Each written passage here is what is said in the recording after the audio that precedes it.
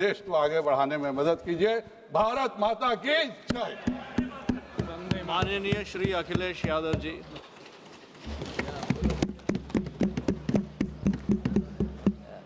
सभापति जी, मैं आपका धन्यवाद देता हूं कि इस महत्वपूर्ण विषय पे मुझे बोलने का आपने अवसर दिया, मौका दिया है।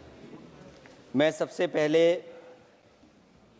कांग्रेस पार्टी के नेता मनीष तिवारी जी, जिन्होंने बहुत विस्तार से ये बात रखी, जिन मूल्यों को लेकर के हमारे संविधान निर्माताओं ने इलेक्शन कमीशन को लेकर के जो गठन करने का काम किया कि हमारा लोकतंत्र कैसे मजबूत होगा, उस दिशा में जो बात उन्होंने रखी, मैं अपनी भावना और उनके विचार अपने विचारों से मैं जोड़ता हूं। मुझे खुशी है इस बात की कि सरकार ने इस बात पर चर्चा और मौका दिया हम सबको अपनी बात रखने का। अभी जब मैं भारतीय जनता पार्टी के माननीय सदस्य जी का सुन रहा था बात, तो वो बिहार का इलेक्शन और आने वाले भविष्य में जो उत्तर प्रदेश का इलेक्शन उस पर भी काफ़ी चर्चा कर रहे थे।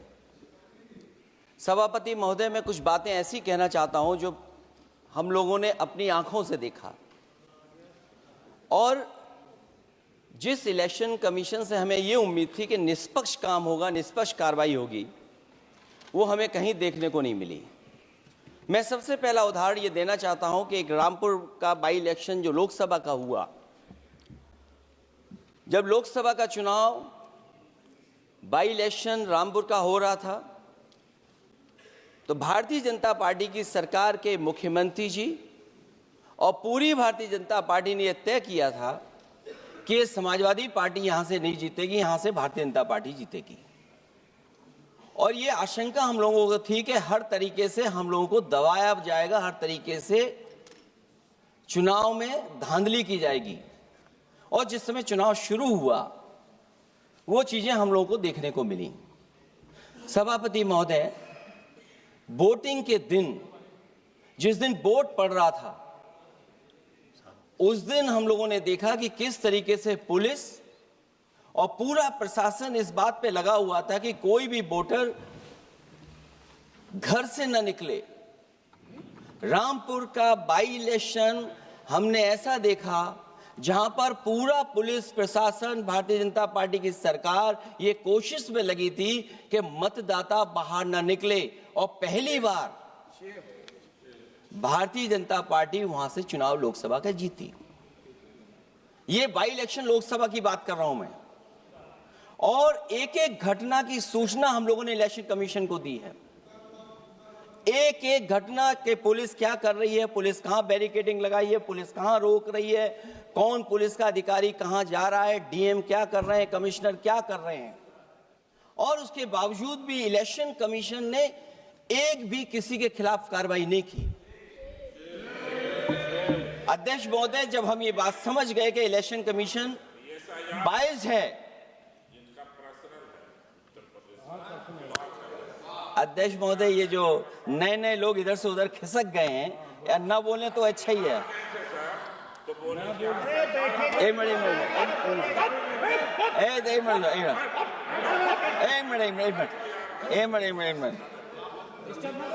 अध्यक्ष महोदय, पर अध्यक्ष महोदय, मेरा ये आग्रह है अखिलेश जी से। अध्यक्ष महोदय, ये कुछ जानते नहीं है। अध्यक्ष महोदय, माननीय सदस्य कुछ जानते नहीं है।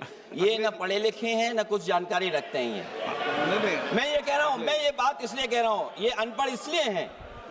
अध्यक्ष महोदय, मैं ये बात इसलिए कह रहा हूं कि जो जो घटनाएं मैं बता रहा हूं, मैंने एक एक घटना इलेक्शन कमीशन को टैग किया है, एक एक वीडियो इलेक्शन कमीशन को दिया है, एक एक पत्र लिखा है इलेक्शन कमीशन को।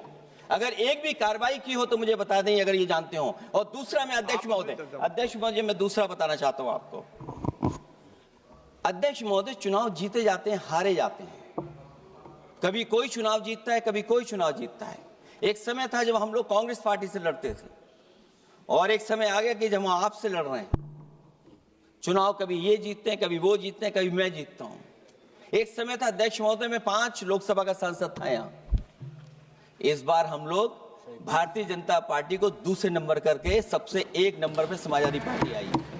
और अध्यक्ष महोदय, ये जहां से आपने कम्युनल पॉलिटिक्स शुरू की थी, जहां से आपने कम्युनल माहौल बनाया था देश में, उस अयोध्या से अगर कोई जीता है तो हमारे समाजवादी पार्टी के अवधेश जी जीत करके आए हैं। ये चुनाव जीते जाते हैं, हारे जाते हैं, लेकिन जिस संस्था की जिम्मेदारी निष्पक्ष रहना, वो आखिरकार संस्था निष्पक्ष क्यों नहीं है, सवाल ये है।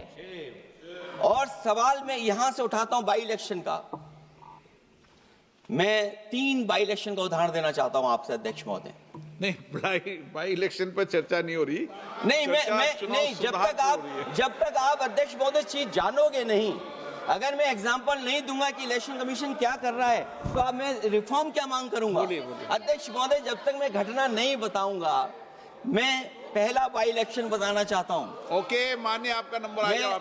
अगर आप रिफॉर्म पे बात कर रहे हैं तो आपको घटनाएं क्या हुई वो बात तो करनी पड़ेगी। अध्यक्ष महोदय, मैं बाई इलेक्शन मिल्कीपुर की बात करना चाहता हूं। बाई इलेक्शन मिल्कीपुर जो अयोध्या क्षेत्र में आता है। इलेक्शन कमीशन को हम लोगों ने शिकायतें की, यहां धांधली होने जा रही है, चुनाव को हराया जाएगा। वहां की सरकार ने मिलकर के किस अधिकारी को पोस्ट करना है, किसको प्रिसाइडिंग ऑफिसर बनाना है, और हम लोगों ने रंगे हाथ पकड़ा लोगों को। एक व्यक्ति को पकड़ा, वो 6 वोट के डाल के आ रहे थे। एक व्यक्ति को पकड़ा जो दूसरी विधानसभा से थे। एक मंत्री जी भाग गए जो हजारों लोगों को लेकर के उस विधानसभा में आए हुए थे। तो ये बातें मैं इसलिए बता रहा हूं कि अगर हमें रिफॉर्म करना है तो रिफॉर्म तभी संभव है जब हमारा इलेक्शन कमीशन निष्पक्ष होगा। इसलिए अध्यक्ष महोदय,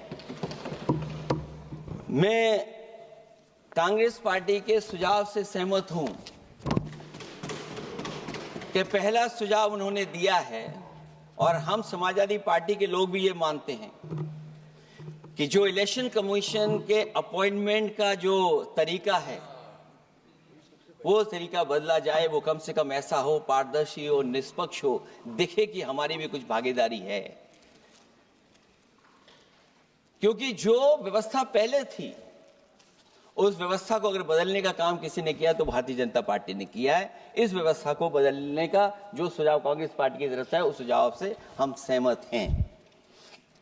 दूसरा सुझाव जो कांग्रेस पार्टी ने दिया है, थोड़े दिनों बाद सुधार आया है कांग्रेस में, इसके लिए हम उनको धन्यवाद और बधाई देते हैं। उन्होंने कहा, और अध्यक्ष महोदय मेरा भी सुझाव है, कि इलेक्शन बैलेट पेपर से होना चाहिए। और इसलिए होना चाहिए कि बहुत प्रश्न लग रहे हैं, बहुत उंगली उठ रही है। इलेक्ट्रॉनिक चीजों पे बहुत सवाल खड़े हो रहे हैं, और केवल भारत के अंदर लोकतंत्र में नहीं, दुनिया के लोकतंत्र में। और ये जो लोग कुछ कह रहे हैं इलेक्ट्रॉनिक की बात और टेक्नोलॉजी की बात कर रहे हैं, मैं उनसे कहना चाहता हूं कि भारत और जर्मनी की तुलना कर लें, भारत और अमेरिका की तुलना कर लें, भारत की और जापान की तुलना कर लें, हम कहां खड़े हैं। अगर वो संपन्न देश जो टेक्नोलॉजी में हमसे कई गुना आगे हैं, अगर वो स्वीकार नहीं कर रहे ईवीएम, तो आखिरकार हम ईवीएम को क्यों स्वीकार कर रहे हैं। अगर उन देशों में लोकतंत्र है और बैलेट से वोट पड़ रहा है, तो यहां पर भी बैलेट से वोट पड़ना चाहिए। और जो मेरी जानकारी जहां तक पहुंचती और जानकारी है मुझे, वो जानकारी ये कहती है कि जर्मनी में अगर आप ईवीएम से वोट डालेंगे तो वो अनकॉन्स्टिट्यूशनल माना जाएगा। सोचो, जर्मनी जैसा देश बैलेट पेपर से वोट डलवा रहा, तो आखिरकार भारत जैसा देश हम बैलेट पे क्यों नहीं जा रहे हैं। जो रिफॉर्म की बात आई है, सबसे पहला सवाल यही है कि रिफॉर्म का मतलब क्या होता है। जब कोई चीज अपने मूल रूप स्वरूप में होती है तो उसे फॉर्म कहते हैं। जो वो मूल फॉर्म को खो बैठती है तो डिफॉर्म हो जाती है, और फिर उसी मूल फॉर्म में ले जाने का जो प्रयास होता है वो रिफॉर्म कहलाया जाता है। अध्यक्ष महोदय, सवाल ये भी है कि रिफॉर्म की जरूरत क्यों पड़ी, हमारी चुनावी प्रक्रिया खराब क्यों हुई, उसे खराब किसने किया। किसी भी चीज के खराब होने के 2 कारण होते हैं। एक ये कि उसे बाहरी लोगों ने खराब किया, और एक ये कि उसके अंदर से ही किसी ने खराब किया या किसी ने अपने स्वार्थ के लिए करवाया। तो अध्यक्ष महोदय, आज ये अजीब हालत है कि बाहर से ज्यादा चुनावी प्रक्रिया अंदर से खराब हुई है। और ये उदाहरण इसलिए मैं देना चाहता था बाई इलेक्शंस के और लोकसभा के इलेक्शन का, क्योंकि जिस तरह की शिकायतें की गई थी अध्यक्ष महोदय, एक भी शिकायत पे कार्रवाई नहीं हुई। एक और मैं उदाहरण देना चाहता हूं, फर्रुखाबाद का चुनाव लोकसभा का, हालांकि और लोकसभा के चुनाव को मैं नहीं कहूंगा, लेकिन फर्रुखाबाद का लोकसभा का चुनाव जो पिछली बार 2024 में बड़े करीब से मैंने देखा। वहां के जिलाधिकारी, वहां का पुलिस का प्रशासन पूरे दिन लाठी चलाता रहा और कभी लाइट जाती थी, कभी लाइट आती थी। जब हम लोगों ने जानकारी करने की कोशिश की कि आखिरकार क्यों हो रहा है, तो पता लगा कि उन्हें रिजल्ट बदलना है। तो उत्तर प्रदेश का इस तरह एक रिजल्ट नहीं बदला गया, कई जगह रिजल्ट बदला गया। हम इलेक्शन कमीशन के सामने खड़े रह गए कि इलेक्शन कमीशन को बताते रहे कि ये धांधली हो रही है, लेकिन इलेक्शन कमीशन ने कोई सुनवाई नहीं की। ये केवल लोकसभा में नहीं, मैं फिर लौट करके आता हूं, जितने भी बाई इलेक्शन हुए हैं वहां पर वोट चोरी अध्यक्ष नहीं हुई, वोट डकैती हुई है। और मैं फिर कहता हूं, जहां जहां आप लोग जीते हो बाई इलेक्शन में, अभी 27 भी आने वाला है, अगर एक भी लोग वो जो विधानसभा आप जीत करके दिखा देना, मैं on the floor of house कह रहा हूं अध्यक्ष महोदय, अगर निष्पक्ष चुनाव होगा तो एक भी भारतीय जनता पार्टी वहां पर सीट नहीं जीतने वाली है। दूसरा कि जो समय समय पर पैसा आ जाता है अकाउंट में, ये लोकतंत्र को सबसे ज्यादा कमजोर कर रहा है। 10,000 बिहार में बांट दिए। अभी सुना है कि बहुत सारी महिलाओं ने कई जिलों में आंदोलन किया है, वो 10,000 के वादे से मुकर रहे हैं लोग। और मुझे याद है कि जिस समय उत्तर प्रदेश में मैं फ्री मोबाइल देने जा रहा था, कैबिनेट से मैंने पॉलिसी पास की थी, लेकिन यही बीजेपी के लोग चिल्ला चिल्ला करके उसको कह रहे थे कि चुनाव को इन्फ्लुएंस करने के लिए ये पॉलिसी लेकर के आए हैं, ये बांटने जा रहे हैं, और उसको रोक लगवाने का काम इलेक्शन कमीशन से किसी ने किया था, तो वो भारतीय जनता पार्टी थी। तो एक तरफ तो अपना पैसा दे रहे हैं आप, दूसरी तरफ कोई जनता के लिए अगर कोई पॉलिसी लेकर के आ रहा है उसको रोकना चाहते हैं। ये भेदभाव अगर किसी ने देखा है तो हम लोगों ने देखा है। फिर तीसरा, हम चाहते हैं कि मीडिया का जो रोल है चुनाव में, कुछ बात हम लोगों को समझ में नहीं आती। हमारे जो गरीब मतदाता हैं वो कभी कभी अध्यक्ष महोदय हमसे पूछते हैं कि आप तो टीवी पे आते हैं और चले जाते हैं, कुछ लोग टीवी पे आते हैं फिर जाते ही नहीं है, ये कारण क्या है? अगर इलेक्शन के समय पर हम पॉलिटिकल पार्टीज को स्पेस अगर बराबर नहीं मिलेगा तो शायद चुनाव निष्पक्ष नहीं होंगे। इसलिए अध्यक्ष महोदय, आपके माध्यम से मेरा सुझाव ये भी है कि चाहे वो प्राइवेट हो चाहे सरकारी हो, मीडिया में बराबर का कहीं ना कहीं हम लोगों को भी स्पेस मिलना चाहिए। इधर एक नई चीज है, नया जमाना है, तो नई चीज है सोशल मीडिया। पहली बार देखने को मिल रहा है कि जहां पर इमेज बनाने के लिए पैसा नहीं खर्च किया जा रहा अध्यक्ष महोदय, दूसरे की इमेज कैसे खराब की जाए उसके लिए पैसा खर्च किया जाता है। जो नकारात्मक जितना कैंपेन है, मैं अध्यक्ष महोदय दावे के साथ कह सकता हूं, हमारे पास कोई एजेंसी नहीं है, कोई सोशल मीडिया टीम नहीं है जो हम नेगेटिव कैंपेन रन कराते हो, लेकिन भारतीय जनता पार्टी के पास हजारों ऐसे लोग हैं और हजारों करोड़ रुपए इस बात के लिए खर्च करते हैं कि नेगेटिव कैंपेन कैसे रन किया जाए। और जितना जितना चुनाव करीब आता है उतना सोशल मीडिया से लेकर के हर प्लेटफॉर्म पर नेगेटिव कैंपेन अगर कोई कर रहा है तो वो कर रहा है भारतीय जनता पार्टी के लोग। इलेक्टोरल बॉन्ड की तो बात हम इसलिए नहीं करना चाहते हैं क्योंकि हमें तो मिला ही नहीं कुछ। अध्यक्ष महोदय, क्या बात करूं मैं इलेक्टोरल बॉन्ड की? सबसे ज्यादा इलेक्टोरल बॉन्ड अगर किसी को मिले हैं तो सत्ता में बैठे हुए लोगों को मिले हैं। दूसरा कांग्रेस को मिला, कांग्रेस ही हमारे मित्र ऐसे कि हमें नहीं बताते कहां से मिलता है।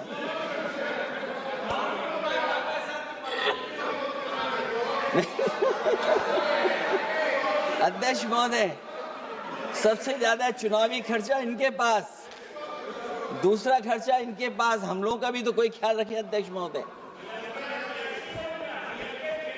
वो आप बता देना। तो ये जो इलेक्ट्रॉन बॉन्ड वाला जो खेल है अध्यक्ष महोदय, ये तो दिखाई देने वाला खेल है। उसमें सोचिए कहां हम लोग टिकेंगे, कहां रीजनल पार्टीज टिकेंगी। इसलिए अगर ये तरीका चुनाव होगा, खर्चा कैसे कम हो, इस पे भी इलेक्शन कमीशन को सोचना चाहिए कि ये खर्चा कैसे कम किया जाए। जहां तक एसआईआर की बात है, जो एसआईआर यूपी में चल रही है, अभी तक 10 लोगों की जान जा चुकी है। बीएलओ जो गांव-गांव जाने की और गली-गली जाने के लिए जिनको काम मिला है, उसमें लगभग 10 लोगों की जान जा चुकी है। 9 लोगों की हमारे पास सूची है। मुरादाबाद में बीएलओ सर्वेश सिंह ने फांसी लगा ली। उन पर काम का बोझ था। 29 नवंबर में बिजनौर में बीएलओ शोभा रानी को हार्ट अटैक हो गया। 29 नवंबर देवरिया लेखपाल आशीष कुमार ड्यूटी के दौरान तबीयत बिगड़ी और फिर उनके बाद मृत्यु हो गई।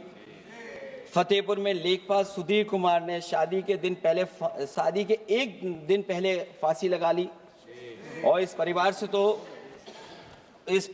तो मैं खुद मिला था जाकर के।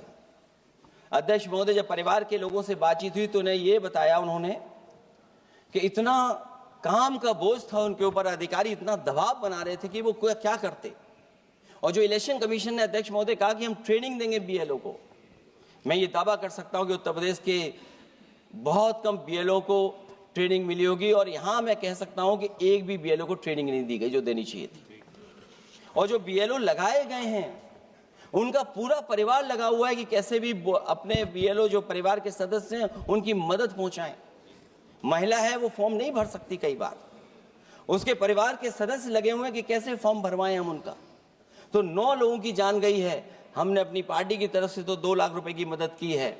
हमारी मांग होगी कि चुनाव आयोग और इस लोकतंत्र को मजबूत करने के लिए जो मदद होनी चाहिए 1 करोड़, और उनको सरकारी नौकरी मिलनी चाहिए। धांधली कैसे होती है, चुनाव होने से पहले ही वोट कट जाते हैं। हमारे राजीव राय जी बैठे होंगे, माननीय सदस्य, वो किताब लाए हैं कि नहीं लाए हैं?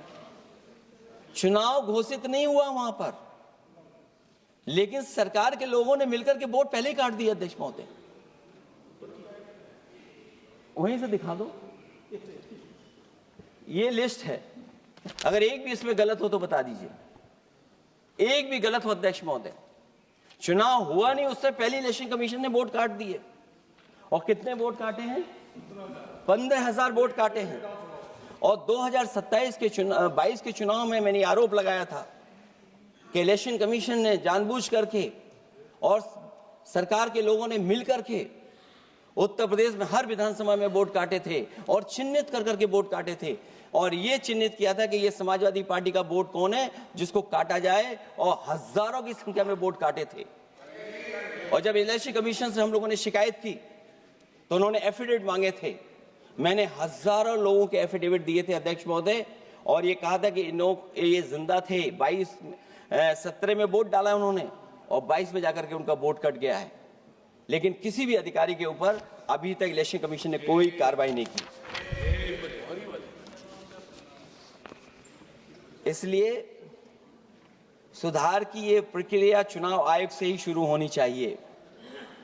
चुनाव आयोग को निम्नलिखित बातों का सुधार करना ही होगा। अध्यक्ष महोदय, चंडीगढ़ में कैमरे के सामने की चोरी पर, बंदूक तानकर वोटरों को वोट डालने से रोकने पर, उपचुनाव में चुन चुनकर एक अधिकारी पोस्ट करने पर, जीतने के बाद भी सर्टिफिकेट बदल देने पर, चुनाव आयोग को हमारे द्वारा दिए गए हजारों एफिडेविट प्राप्त न होने की झूठी बात पर, जबकि हमारे पास जमा करने की रसीद है, वॉशिंग मशीन फार्मूले पर जिसमें एक दिन पहले का भ्रष्टाचारी अगले दिन भद्राचारी हो जाता है और ऊंचे पद पर बैठा दिया जाता है, सत्ताधारियों के पैसे बांटने पर पकड़े जाने पर, सिद्धांतहीन राजनीति पर भी होना चाहिए, चुन चुनकर पीडीए के वोट काटने पर भी होना चाहिए, नकली वोटर से वोट डलवाने पर भी, नकली आधार कार्ड बनाकर चुनावी खेल करने पर, एक वोटर के द्वारा कोई वोट डालने पर, चुनाव के दौरान योजना चलाकर घूस देने पर।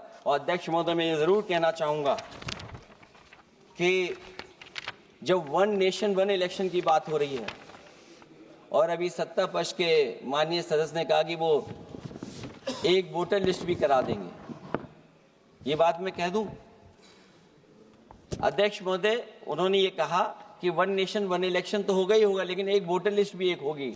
हमें उम्मीद है कि वोटर लिस्ट एक होगी और वोटर कार्ड ऐसा बने। अभी तक तो हम आधार कार्ड के लिए मांग करते थे। देश के प्रधानमंत्री जी कहते हैं कि हम तो कई समस्याओं का समाधान कर चुके हैं। सेल्फ एफिडेविट, सेल्फ अटेस्टेड अगर आप दे देंगे डेट ऑफ बर्थ तो हम स्वीकार कर लेंगे। लेकिन अब सुनने में आ रहा है यूपी में आधार ही को स्वीकार मान ही नहीं रहे हैं उसको। आधार जैसा कार्ड जो जिसमें सब कुछ डॉक्यूमेंटेड है, आपके फिंगर्स हैं, आपकी आई है, आपका पूरा डिटेल है, उसके बाद भी आप आधार को नहीं मान रहे हैं। इसका मतलब ये एसआईआर नहीं है, ये अंदर ही अंदर एनआरसी वाला काम कर रहे हैं। क्योंकि हमने उत्तर प्रदेश में सुना है कि वहां के मुख्यमंत्री जी कह रहे हैं कि हम डिटेंशन सेंटर बना रहे हैं। भाई एसआईआर में जिसका नाम नहीं उसके लिए डिटेंशन सेंटर की जरूरत है? इसका मतलब अध्यक्ष महोदय, जो काम ये खुल के नहीं कर सकते थे एनआरसी, वो काम ये एसआईआर के बहाने कर रहे हैं। तभी ये कभी कभी कहते हैं घुसपैठियां हैं और डिटेंशन सेंटर बन रहे हैं।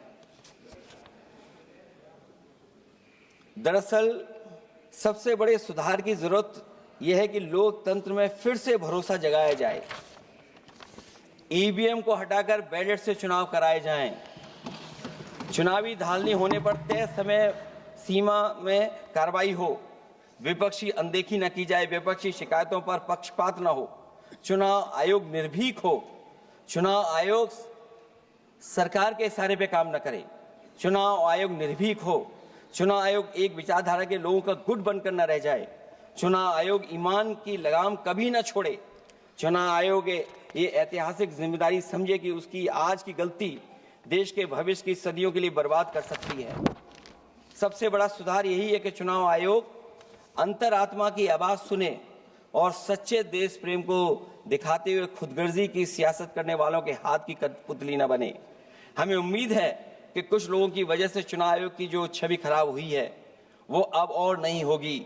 इलेक्शन रिफॉर्म तब तक निरर्थक है जब तक इलेक्शन कमीशन में रिफॉर्म नहीं होगा। इसीलिए जो सुझाव विपक्षी तरफ से आ रहा है कि इलेक्शन कमीशन का गठन में जो पहले व्यवस्था थी वो पुनः लागू हो, उसी के बाद इलेक्शन कमीशन में सुधार संभव है। जितना इलेक्शन कमीशन मजबूत होगा उतना ही हमारा लोकतंत्र मजबूत होगा। जितना हम संविधान से खिलवाड़ करेंगे उतना ही हम समझेंगे कि आप लोकतंत्र से खिलवाड़ कर रहे हैं। इन्हीं शब्दों के साथ अध्यक्ष महोदय मैं आपका विशेष धन्यवाद देता हूं और मैं उम्मीद करता हूं कि इलेक्शन कमीशन भविष्य में फेयर काम करेगा।